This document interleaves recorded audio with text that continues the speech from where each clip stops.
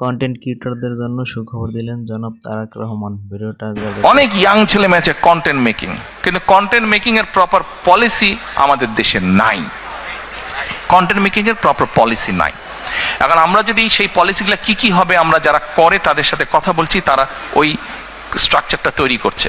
At the same time এই কন্টেন্টটা সে হয়তো এখন ছেড়ে দিচ্ছে, যখন অনলাইনে হয়তো $50 পাচ্ছে, সে 20 পাউন্ড সে পাচ্ছে, কিন্তু সেই 20 পাউন্ডটা আবার বিভিন্ন যে ইন্টারন্যাশনাল যেটা ফাইন্যান্স ট্রান্সফারের যে মিডিয়া সেটাও নাই, ফলে সে ডাইরেক্ট পাচ্ছে না। তার হয়তো বন্ধু বান্ধব লন্ডনে আছে, সে তার অ্যাকাউন্টে দিচ্ছে, ওখান থেকে আবার তাকে দেশে দিচ্ছে। এটাই হচ্ছে কিন্তু ফ্যাক্ট।